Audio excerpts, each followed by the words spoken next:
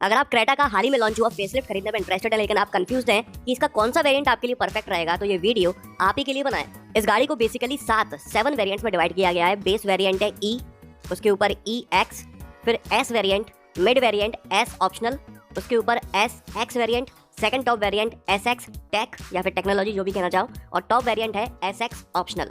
चलिए शुरू करते हैं और सबसे पहले बात कर लेते हैं बेस वेरिएंट ई के बारे में। तो ये वेरिएंट आपको पेट्रोल और डीजल दोनों ही इंजन ऑप्शंस में मिल जाता है, लेकिन सिर्फ मैनुअल ट्रांसमिशन में। इस वेरिएंट में आपको ऑटोमेटिक नहीं मिलता किसी भी तरह का। ये जो प्राइसिंग आप अपनी स्क्रीन पर देख पा रहे हैं ये इंट्रोडक्टरी प्राइसेस हैं। हो सकता है 1-2 महीने बाद अगर ये वीडियो आप देख रहे हो तो प्राइसेस थोड़े बढ़ चुके हों। चलिए अब देख लेते हैं कि बेस वेरिएंट ई में फीचर्स के नाम पर क्या कुछ मिल जाता है। 16 इंच के स्टील व्हील्स मिलते हैं कवर के साथ में, आगे और पीछे की स्किड प्लेट्स मिल जाती हैं, प्रोजेक्टर हेडलैम्प्स दिए हुए हैं, LED positioning lamps, LED high mount stop lamps, rear horizon LED lamps, body colour ORVMs मिल जाते हैं, फैब्रिक सीट्स दी गई हैं, height adjustable front and rear headrest, height adjustable driver seat, 60:40 split rear seat, 2 step rear reclining seat, door scuff plates, air conditioner, keyless entry with foldable key, front armrest with storage, rear armrest with cup holders, electric tailgate release, rear AC vents, type C USB charger, एक आगे और पीछे 2 port मिल जाते हैं, tilt and telescopic steering wheel, चारों windows में आपको पावर विंडोज मिल जाती हैं, idle start stop technology, passenger vanity mirror, room lamp, digital cluster with colour TFT मिल जाती है आपको एमआईडी में,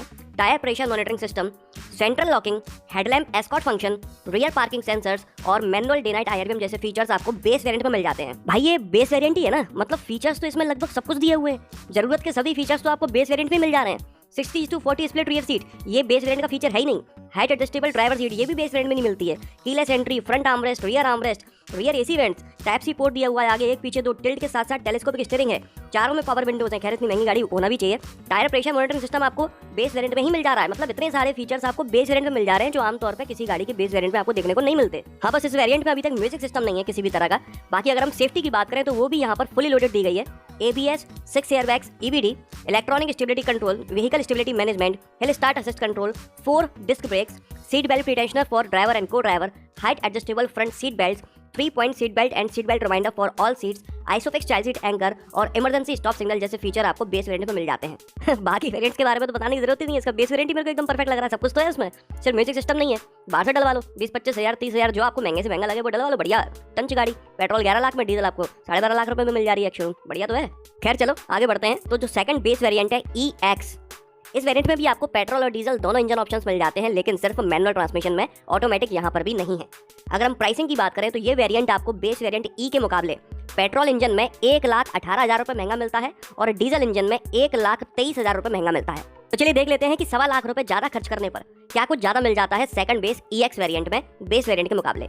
शार्क फिन एंटीना मिल जाता है, इलेक्ट्रिकली एडजस्टेबल ORVM दिए गए हैं जो अभी तक नहीं मिल रहे थे, मैप लैंप्स मिल जाते हैं। अभी तक एक रीडिंग लैंप मिल रहा था, वो भी बिल्कुल सेंटर में, मतलब पीछे की तरफ को, यहाँ से आपको मैप लैंप भी मिल जाता है। सनग्लास होल्डर, 8 इंच की टच स्क्रीन मिल जाती है इंफोटेनमेंट सिस्टम में, एंड्रॉइड ऑटो और एप्पल कारप्ले के साथ में, ब्लूटूथ दिया गया है, आगे और पीछे स्पीकर्स दिए गए हैं ट्विटर्स के साथ में, वॉइस रिकॉग्निशन और स्टीयरिंग माउंटेड कंट्रोल्स मिल जाते हैं ऑडियो और ब्लूटूथ को कंट्रोल करने के लिए। बस यही कुछ फीचर्स हैं जो आपको 1.25 लाख रुपए ज्यादा खर्च करने पर मिल जाते हैं।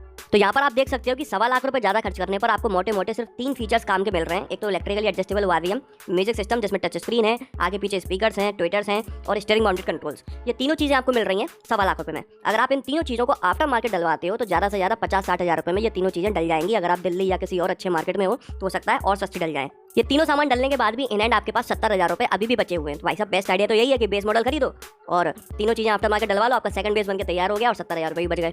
लेकिन ऐसा करने के पहले मैं आपको एक सलाह जरूर दूंगा कि आफ्टर मार्केट जो सामान हम डलवाते हैं उसको चलाने का जो एक्सपीरियंस होता है वो बहुत अलग होता है उस सामान से जो कंपनी से डला हुआ आता है। अगर आप EX वेरिएंट खरीदते हो जिसमें कंपनी से डला हुआ सब कुछ आएगा तो वो वेरिएंट चलाने का जो मजा होगा वो आपको आफ्टर मार्केट वाला सामान नहीं दे पाएगा।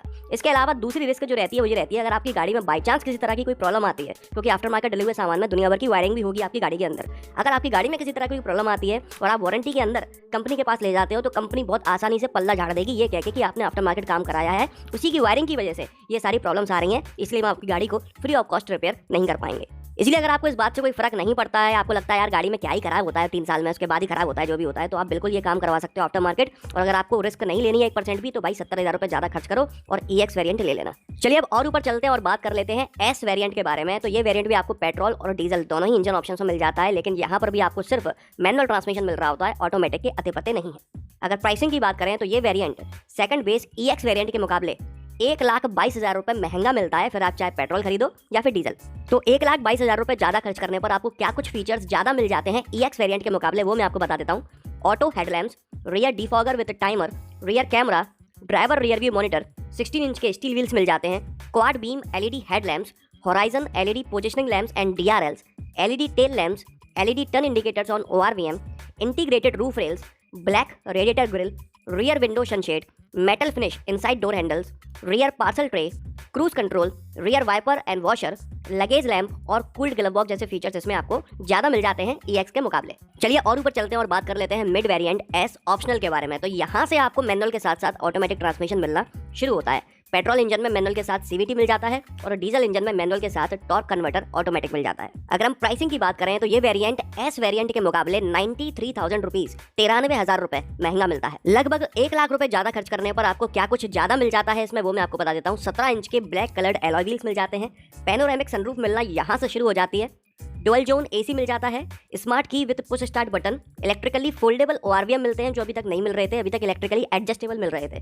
LED रियर रीडिंग लैंप्स मिल जाते हैं, अभी तक रीडिंग लैंप तो मिल रहा था लेकिन उसमें LED नहीं थी। इसके अलावा अगर आप ऑटोमेटिक ट्रांसमिशन खरीदते हो तो आपको electronic parking brake with auto hold, drive modes, eco, normal, sport, traction modes, snow, mud और सैंड जैसे फीचर्स भी मिल जाते हैं और साथ ही में पैडल शिफ्टर्स भी दिए गए हैं। चलिए और ऊपर चलते हैं और बात कर लेते हैं SX वेरिएंट के बारे में। तो ये वेरिएंट सिर्फ और सिर्फ पेट्रोल इंजन में मिलता है, वो भी सिर्फ मैनुअल ट्रांसमिशन में। प्राइसिंग की बात करें तो ये वेरिएंट S ऑप्शनल में मिलने वाले पेट्रोल मैनुअल के मुकाबले 94,000 रुपीज महंगा मिलता है, मतलब कि वही लगभग 1 लाख रुपए महंगा। लगभग 1 लाख रुपए और खर्च करने पर आपको इस वेरिएंट में क्या कुछ मिल जाता है वो मैं आपको बता देता हूँ। Auto up and down driver window, day night IRVM with telematic switches, puddle lamps with welcome function, 17 inch के डायमंड कट एलॉय मिल जाते हैं, अभी तक ब्लैक एलॉय मिल रहे थे, LED turn signals with sequential function, Chrome outside door handles, semi leather seats, leather steering and gear knob, soothing amber ambient light, rear seat headrest cushion, voice enabled smart panoramic sunroof, अभी तक आपको panoramic sunroof तो मिल रही थी लेकिन वो voice enabled नहीं थी, wireless charger, remote engine start with smart की, 10.25 इंच की HD टच स्क्रीन मिल जाती है ऑडियो वीडियो नेविगेशन के साथ में, जो अभी तक आपको 8 इंच की मिल रही थी और उसमें नेविगेशन भी नहीं था, Jio Saavn music streaming, blue link, home to car with Alexa और OT अपडेट्स मिल जाते हैं मैप और इंफोटेनमेंट सिस्टम दोनों के लिए। इस वेरिएंट को सिर्फ पेट्रोल मैनुअल ट्रांसमिशन में देने का लॉजिक क्या है वो समझ नहीं आता, ना डीजल है ना ऑटोमेटिक है, जबकि ये लोग दे सकते थे डीजल भी और ऑटोमेटिक भी। जहां तक मेरा अंदाजा कहता है शायद जो सेकंड टॉप या टॉप वेरिएंट तक पहुंचने का सफर है वो काफी लंबा होगा, प्राइस गैप ज्यादा लंबा आ रहा होगा, इसलिए वो प्राइस गैप को फुलफिल करने के लिए इस वेरिएंट को जबरदस्ती यहाँ पर डाला गया है। मतलब कि ब्रोशर पढ़ते समय ये ना लगे कि यार कोई वेरिएंट एकदम से 2-2.5 लाख रुपए के प्राइस गैप में आ गया, इसलिए 1-1 लाख रुपए के वेरिएंट्स डिवाइड कर दो, भले ही वो वेरिएंट कोई मतलब के हो या ना हो। चलिए और ऊपर चलते हैं और बात कर लेते हैं second top variant SX tech के बारे में। इस वेरिएंट में आपको वापस से ऑटोमेटिक ट्रांसमिशन मिलने लगता है लेकिन सिर्फ पेट्रोल इंजन में, डीजल में ऑटोमेटिक यहाँ पर नहीं दिया गया है। प्राइसिंग की बात कर लेते हैं तो पेट्रोल मैनुअल जो कि सिंगल ओनली ऑप्शन था पिछले वेरिएंट SX में, उसके मुकाबले वेरिएंट आपको 68,000 रुपीज महंगा मिलता है। लेकिन पिछले वेरिएंट में ना तो CVT था और ना ही डीजल मैनुअल था।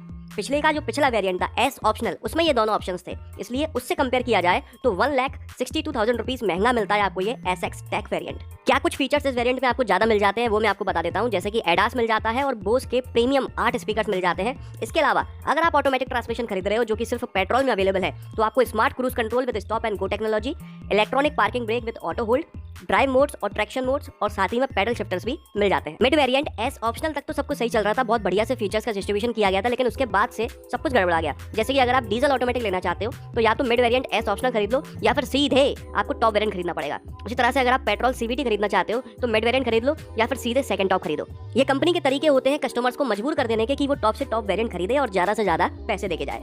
चलिए बात कर लेते हैं टॉप वेरिएंट SX ऑप्शनल के बारे में। तो यहाँ पर आपको सब कुछ मिल जाता है, मतलब कि आपको पेट्रोल डीजल में मैनुअल के साथ साथ ऑटोमेटिक भी मिल जाता है और जो टर्बो चार्ज्ड पेट्रोल खरीदना चाहते हैं वो ऑप्शन भी सिर्फ टॉप वेरिएंट में दिया गया है DCT ऑटोमेटिक के साथ में। प्राइसिंग की बात करते हैं तो सेकंड टॉप SX टेक के मुकाबले टॉप वेरिएंट आपको पेट्रोल मैनुअल में 1,29,000 रुपए महंगा मिलता है, पेट्रोल CVT में 1,25,000 रुपए महंगा मिलता है, डीजल मैनुअल में 1,29,000 रुपए महंगा मिलता है। और अगर आप डीजल ऑटोमेटिक लेना चाहते हो जो कि ना तो सेकंड टॉप SX टेक में था ना ही थर्ड टॉप SX में था, वो था मिड वेरिएंट S ऑप्शनल में। उस वेरिएंट से अगर कंपेयर किया जाए तो टॉप वेरिएंट 2,67,000 रुपए महंगा मिलता है डीजल ऑटोमेटिक में।